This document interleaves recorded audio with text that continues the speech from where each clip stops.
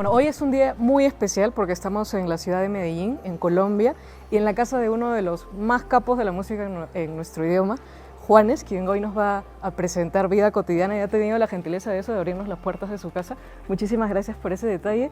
Y primero quería preguntarte por qué es especial este lugar y por qué has elegido Medellín para presentar este disco, que me contaban que no es algo que hagas usualmente el abrir las puertas de tu casa. Bueno, primero que todo, muchísimas gracias por venir desde Perú y es un placer porque la verdad que me encanta estar ahí también siempre que voy a Perú a cantar, es muy chévere. Bueno, estamos acá porque es Medellín, es mi ciudad. Aquí nací yo en el año 1972 y es un lugar mágico para mí, la montaña y especialmente aquí pues en la casa, ¿no? Entonces, para presentar Vida Cotidiana, que es un álbum que habla mucho de, sí, de mi vida personal, digámoslo así, de las relaciones humanas y de todo lo que conlleva estar vivo.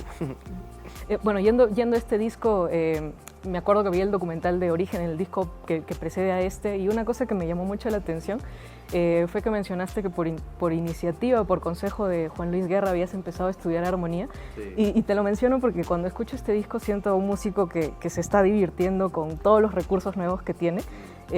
Por ejemplo, para mencionar, me gusta mucho el trabajo que has hecho con las voces. Me parece que has hecho un trabajo de voces ahí para generar diversos ambientes e incluso te animas a hacer cosas diferentes con tu voz, como cantar, creo yo, por primera vez con un falseto así, sí, a lo Bee Gees.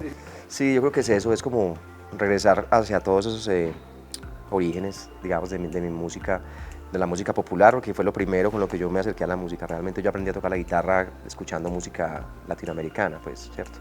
Mi papá cantaba tangos, mis hermanos también cantaban tangos y música de los Visconti, los chalchaleros, entonces las chacareras, zambas, tangos, boleros, rancheras, vallenatos, cumbias, o sea, todo eso es lo que sonaba en mi casa.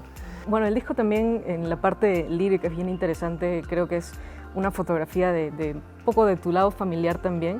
Y bueno, contabas un poco, le voy a contar un poco a la gente, hemos estado en la presentación de los videos para un poco la gente acá en Colombia, y contabas que estás en esta etapa también como padre, en la que estás viendo ya este proceso en el que tus hijos te están haciendo adultos, y eso implica este proceso pues de emancipación, ¿no?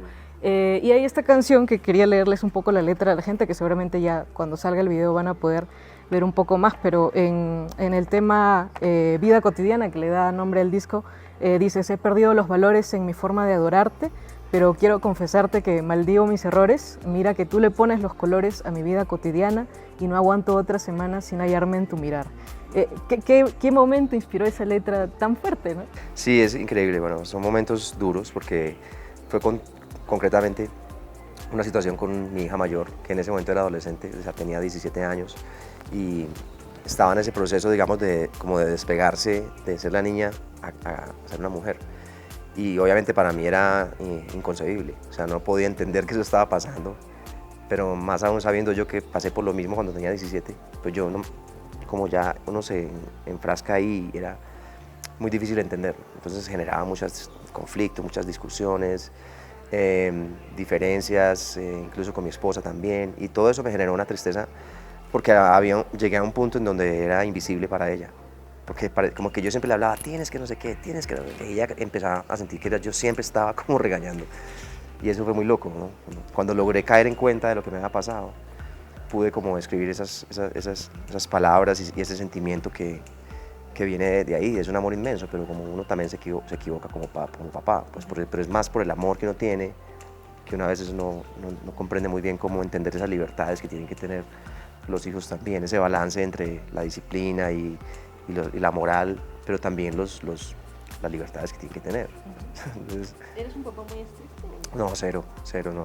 Yo no soy, pues en nuestra casa hemos sido, digamos, flexibles en el sentido en el que dejamos que ellos sean, ¿entiendes? Pero obviamente tratamos de inculcar los valores, pues, o sea, lo que hemos aprendido en nuestras casas con nuestros papás, y aprendiendo en esta sociedad que es tan confusa y tan compleja, y hoy en día con redes sociales no solamente es uno educando, sino que también es el colegio y las redes sociales y la calle, ¿sí me entiendes? Entonces, pero bueno, afortunadamente han pasado los años, Luna tiene hoy en día 19 años, perdón, es una mujer madura ya, y es muy chévere poderme sentar con ella y hablar de esto y mostrar la canción y sentir que somos los mejores amigos. es muy chévere. Bueno, además de musicalmente, este disco también ya es parte de tu historia personal, porque en los videos incluyes a tu familia y bueno, la gente ya puede ver el video de Veneno, donde debuta tu hijo como actor, ¿no? Sí. Tu hijo más pequeño, Dante. ¿Cómo nació la idea de incluirlo? Bueno, la idea nació hace ya meses porque habíamos pensado, siempre había pensado la idea del video que fuera una pelea de boxeo, una pelea entre un gigante contra un niño más pequeño, ¿no? Que ese niño más pequeño representaba como mi niño interior o esa lucha mía personal contra esos demonios, los míos, y también contra la gente tóxica, porque las relaciones también a veces son tóxicas y muy dañinas, ¿no? A veces no solamente es la relación de tu pareja, pero puede ser la relación con alguien de tu trabajo, o algún amigo, o alguna amiga, no sé, alguien que de alguna forma te traiciona.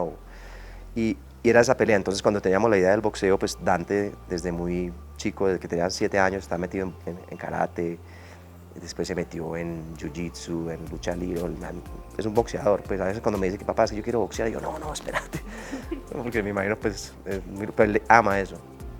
Entonces lo invitamos, le preguntamos si quería hacerlo, vino aquí a Medellín, lo grabamos y la verdad es que lo hizo increíble, como si es un actor natural.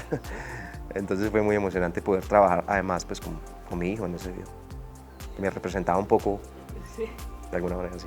¿Qué tanto de él ves del adolescente que fuiste cuando ves a Dante? Bueno, yo veo a mis hijos mucho más maduros que yo, o sea, los veo como si fuera como un update de mi alma, de todo, y de mi esposa, pues veo como otros personajes mucho más evolucionados, 100%.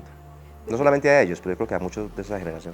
Compartiste un podcast con él a propósito del tema Veneno y me pareció muy divertido este intercambio en el que te confiesa pues que la verdad es que no es muy fan de Metallica como su papá, ¿no? Me queda claro que no influyes mucho en sus gustos musicales, no, pero quería saber si ellos influyen en los tuyos. Yo influí al principio cuando estaba más chiquito, ya después perdí el control absoluto. O sea, ellos escuchaban mucho reggaetón y mucho trap, mucho hip hop, mucho bachata. ¿Qué más escuchan?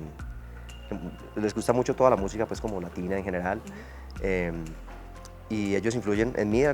Siempre estoy escuchando lo que ellos escuchan porque están en la casa todo el día poniendo música con los amigos. A veces me hace que les pregunto qué estás escuchando, me gusta, está muy cool, o sí, pero me gusta que ellos encuentren su camino. Yo ya ahí le puse la semillita de Queen, de Rolling Stones, de los Beatles, de Metallica, hasta el cansancio. Ya ellos en algún momento volverán a encontrar ese sabor por eso. Karen, tu esposa, es parte importante, le dedicas 2 canciones, que curiosamente son 2 momentos diferentes de una relación, ¿no? El Gris es un poco esa parte triste de las peleas y al final Cecilia es una celebración, pues, ¿no? Del amor que se siente uno por el otro, ¿no? Y creo que no es casualidad que hayas puesto uno abriendo y otro cerrando, pero estas canciones sé que las escribiste en pandemia, que fue un momento donde en realidad creo que mucha gente se puede relacionar porque fue un momento que marcó también las relaciones, puntos de quiebre para las relaciones de muchas personas. Quería que me cuentes un poco cómo les afectó esto a ustedes, ¿no? Esta situación. Sí, bueno, fue muy extraño porque por un lado, pues obviamente era un tiempo que yo no tenía, entonces cuando ese tiempo llega, de alguna forma sentía como un alivio de poder estar en la casa con ellos, porque mi trabajo, mi vida normal es viajar. Entonces como que realmente nunca tenía tiempo de sentarme en la casa, de repente empecé a ver los muebles y, ¿por qué no movemos este mueble para allá? O ese cuadro para allá, o sea, yo nunca había vivido tanto tiempo en la casa. Fue chévere compartir, pero también fue difícil convivir, en el sentido en el que obviamente las relaciones a veces hay puntos de desencuentros y no solamente con los hijos ya adolescentes, sino también con mi esposa, y en ese contexto de la relación de ella y yo, pues teníamos diferencias a veces por nuestras formas de pensar con respecto a educar a nuestros hijos, y eso nos llevó a un punto de una monotonía, de una pelea constante en donde llegamos a ese lugar donde quizá esto es el final, y esa sensación era demasiado triste, demasiado triste. Siempre como que he sido agradecido de poder tener la música para expresar todos esos sentimientos, porque de alguna forma me curo con eso, como que a través de la guitarra o del canto hay un filtro, como si todo pasara por ahí, lo feo y lo bonito y todo, y al final todo termina siendo una canción. Entonces me ayuda mucho como una terapia eso. Y Gris fue ese momento, digamos, crítico. Y Cecilia, que es la otra canción, ese es el momento de la reconciliación y de darnos una oportunidad y estar juntos. Sacando cuentas me doy cuenta que eso puede ser para una rima. Sí, que Luna y Paloma más o menos nacieron en la época de Mi Sangre, que fue ese disco que te convirtió en un fenómeno global y que yo me imagino, como mencionas ahora, si normalmente no estás en tu casa, probablemente en esa época te distanció mucho de tu familia, ¿no? Ahora que tienes esta oportunidad de trabajar con ellos, de incluirlos en tus proyectos, ¿cómo ves esa época? ¿De repente sentiste que en algún momento sacrificaste mucho la niñez de tus hijos por tu carrera? Y eso pasó los primeros 10 años, digamos, del año 2000 al año 2010, yo no paré de trabajar nunca. Y en esos 10 años nació Luna, que fue con un día normal, nació Paloma, más ahí como por el lado de mi sangre, y nació Dante en el año 2009. Y yo creo que a pesar de que estaba trabajando y me sentía muy realizado como en el tema laboral, a medida que pasaban los años, el tema personal se iba decayendo muchísimo. Hasta el punto que llegué al año 2010 y dije, no puedo más, necesito parar en este momento porque me voy a destruir. Y creo que fue esa sensación de perderme mucho tiempo con ellos y de no estar tan cerca de ellos como yo hubiera querido, ¿cierto? Pero ahí fue, es como si vas a una carrera de Fórmula 1 y no vas a los pits, pues en algún momento se te acaba la gasolina o se te dañan los frenos o se te revientan las llantas, no sé. Creo que en ese momento yo no supe tener ese valor para decir necesito un momento de descanso, sino que llegué a ese final y me sentí demasiado, estaba tostado, o sea, quemado, no quería ni saber de mi música, no quería escucharme, no, me odiaba, o sea, era una cosa muy loca. Y imagínate lo que yo podía sentir, la tristeza mía tan profunda de decir, no entiendo por qué estoy odiando lo que más amo, que es estar en un escenario tocando. Y era que estaba en ese momento, te hablo del año 2009, 2010, donde hablar de la salud mental era totalmente, eso no se escuchaba, no podía hablar de eso. Pero realmente lo que me pasó fue eso, fue un momento terrible de una confusión horrible. Y lo que pasó fue que me di cuenta que estaba cansado y simplemente necesitaba un poco de descanso, nada más. Y ahí empecé como a reconstruirme, yo creo, ¿no? Desde ese momento, estaba hablando de hace 12 años, pues empecé como poco a poco como a reconstruir mi vida primero y encontrar como un lugar de estabilidad en donde yo podía decir, ok, amo la música, quiero estar en la música y quiero estar también en mi familia, con mi familia.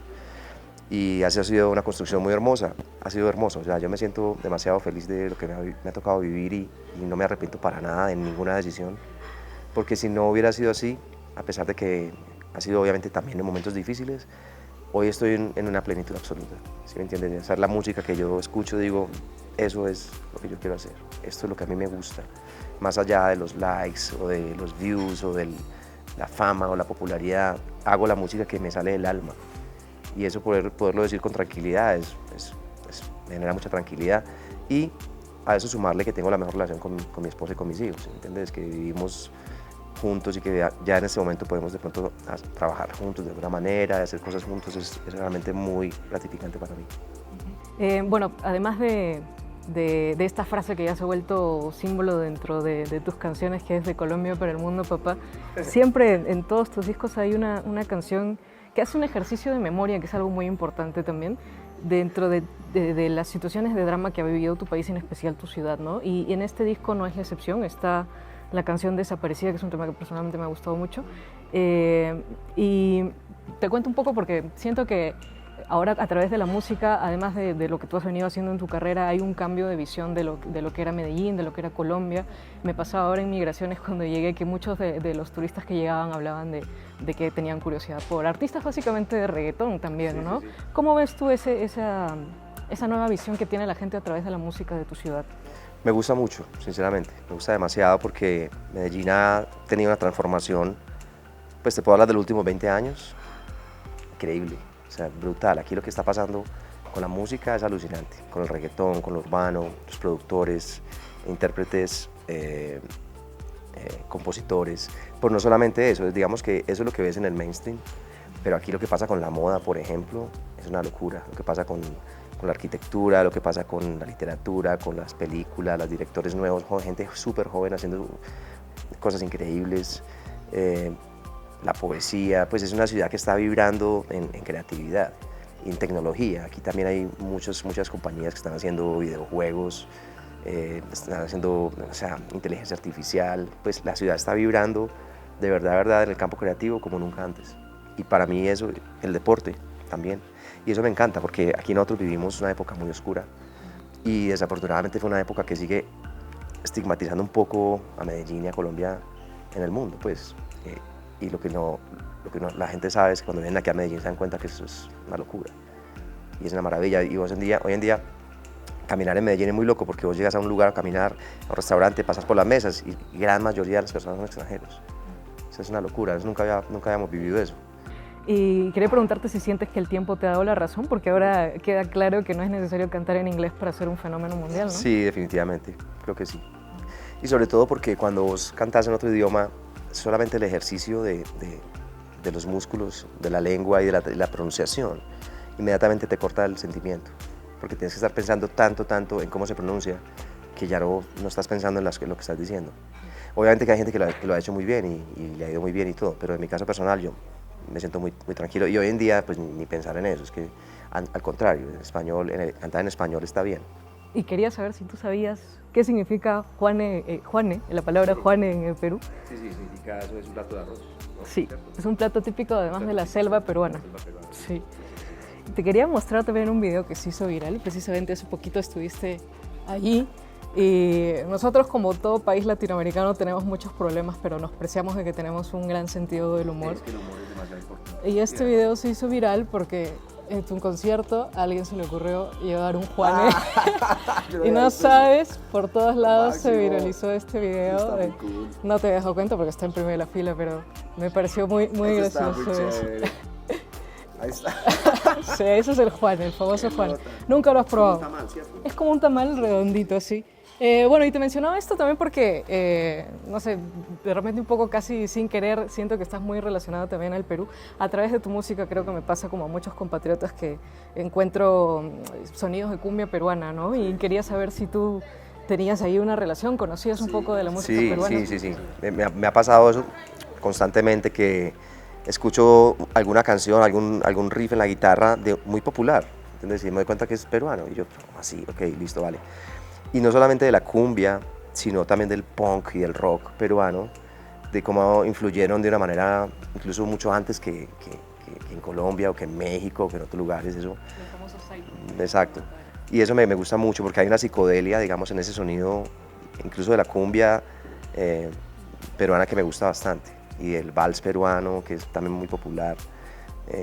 Pero en la cumbia particularmente, siento que es uno de los grandes riquezas que tenemos en Latinoamérica, porque a pesar de que el ritmo de la cumbia está desde la Patagonia hasta Monterrey, en México, allá, pasando por Centroamérica, cada vez se hace más popular. La gente joven está entendiendo lo importante que es. Y esa mezcla, digamos, indígena con africana, que es la cumbia, cómo se va moviendo en los ritmos, ¿me entiendes? En México es de una manera, en Colombia es de otra, en Perú es de otra, en Argentina está toda desfasada. Ya la cumbia villera, que es como chaca, chaca, chaca, pero es la misma cumbia, interpretada de una forma muy distinta. A mí eso me encanta. Creo que la cumbia tiene un papel y viene fuertísimo. En algún momento creo que está pasando, pero... Bueno, para cerrar quería entregarte este regalo porque, como te decía, la salsa tiene a la Fania Records y en Perú tenemos un sello que se llama Infopesa, que ha grabado básicamente a los principales artistas de la música popular. Y tiene una colección de los verdaderos himnos de la música popular peruana, Mujer Hilandera. Belleza. Entonces te lo dejo porque espero que quizás en un Origen volumen 2 te animes a hacer quizás un Pues cover sí, de alguna sí, cumbia peruana. No, a vos por favor por estar acá y por este regalo tan especial. Muchísimas gracias, ¿oíste? Qué nota. Listo.